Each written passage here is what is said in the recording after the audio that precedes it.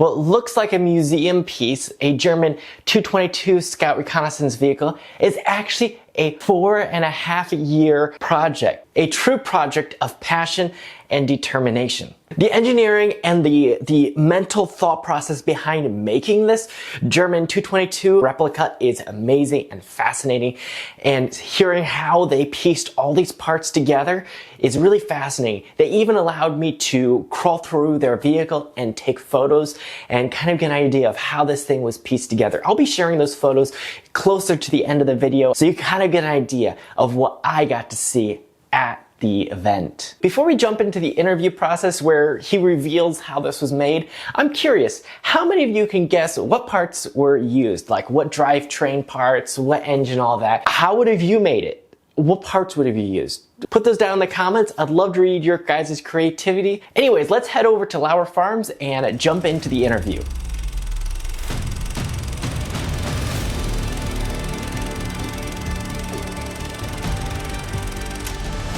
Okay guys, we have something here that I think you'd be very interested in seeing, and today I have Aaron with me, who is an expert in this particular vehicle and has studied a lot about this. So Aaron, can you tell us a little bit of the history behind this type of vehicle? Yes, this is an Sd.Kfz 222 German armored reconnaissance vehicle. Designed in 1936, built from 1938 to 1943. There was roughly 1,000 of them built. There are only 4 original ones left in the world. This is a replica. We built this one from scratch. It took about 4.5 years. Our unit built it together in my shop. We come together about an average of 1 weekend a month over the 4.5 years. Original vehicle was 4-wheel drive, 4-wheel independent suspension, rear engine, 4-wheel steering. This vehicle is actually capable of the 4-wheel independent suspension, 4-wheel drive, and 4-wheel steering. The first few hundred they built with the rear steering, after some trials, they realized that doing 45 miles an hour off-road with 4-wheel steering was kind of dangerous, so they blocked out the rear steering. So this one does have the blocked out rear steering like the original one would have had. So when you're saying that they had issues with like the 4-wheel steering at that higher speed, what type of issues were they? So imagine you driving your car down the road at 45 miles an hour, you just steer nice and easy. Well, try steering with both hands at the same time, and you kind of do this, and then you start doing this. So it gets a little dangerous. So was that a pretty common occurrence? Again, it was before the war when they were doing their trials. Yeah, so if you were driving down the road and you had to avoid a pothole or avoid a landmine, so you just turn like that, you just automatically started doing a barrel roll. Wow. Yeah. So are there other variations of this? So yes, the 200 series was a 221 first, the 222, which is this variant with the cannon and machine gun, and the 223, which was a machine gun only, but it was a radio car. So that had probably more scouting purposes, or was it? Absolutely.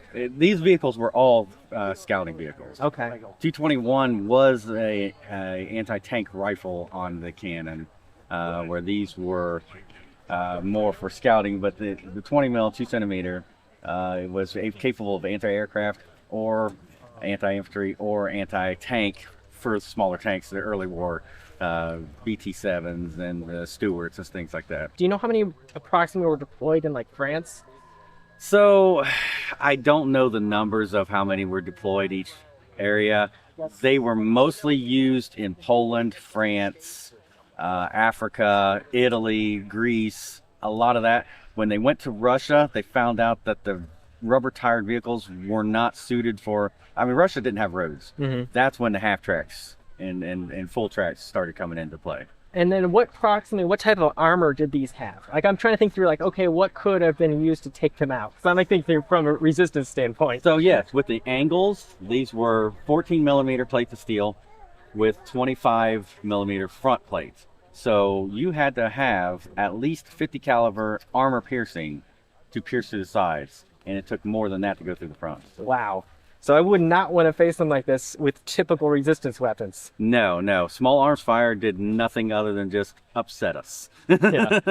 Okay, can you tell us a little bit about this replica here, what went into it, and how you guys made it actually come to life? So basically, you know how they have the scale models, the 1/35th scale? We just bought one of those and scaled it up.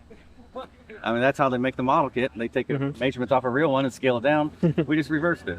There's also a lot of resources out there for building the 1/6 scale Dragon kit. So we used blueprints from that and CAD drawings and things like that. This was all hand cut with a plasma cutter, hand welded with all, I mean, our whole unit will come together to build this thing with people that's never welded, never cut, never drilled, never wrenched before, all put their blood, sweat, and tears into building this. It's not just my vehicle, it belongs to the unit.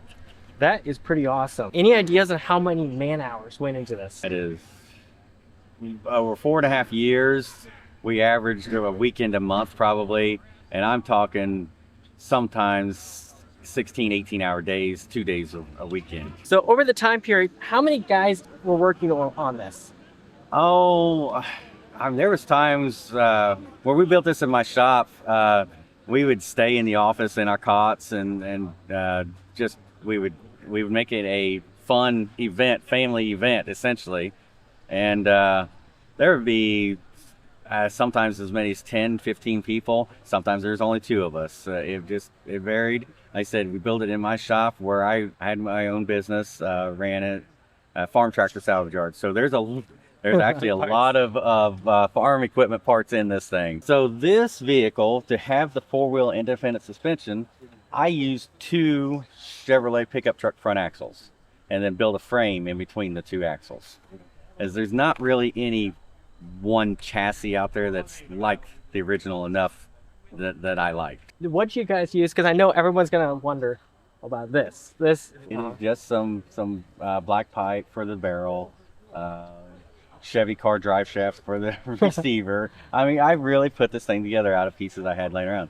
So it's fully something that, you know, it's just reenactor purpose. Yes. Nothing beyond that. Nothing. It sounds good and looks good. Yeah. And that's what matters for reenacting. That's the important part for reenacting, absolutely. The actual thickness of the steel is a lot thinner than the original. I was going to ask for that. Yeah. It is 3/16 plate instead of the 14 millimeter, which is about half the thickness of the original. Still don't want to bump your head on it. No. There is no skeleton inside. It is all solid panel welded together. And what do you have for producing the power that runs this? This has a Chevrolet 350 small block engine in it, V8, liquid cooled, just like the original, although it's a lot more horsepower than the original. That's just the engine I had laying around. Any idea on how much this weighs? I've never officially weighed it, but I'm assuming it's between 5,000 and 6,000 pounds. Pretty hefty. Yeah, pretty heavy.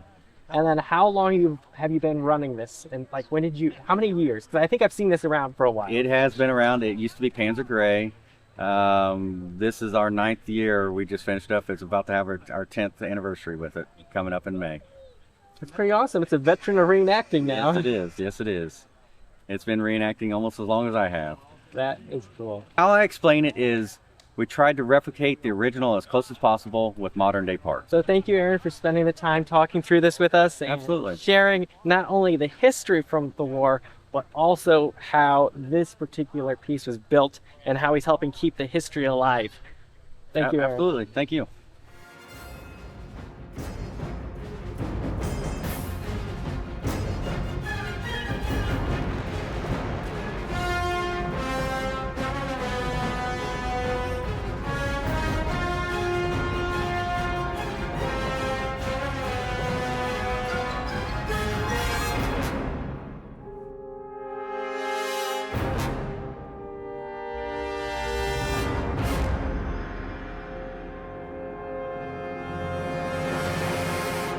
It's really fascinating hearing the passion and thought process and man hours of blood, sweat, and tears that went into recreating this piece of history. Now, to flip the script on you, how would you go about destroying it if you were in the French Resistance way back in 1944?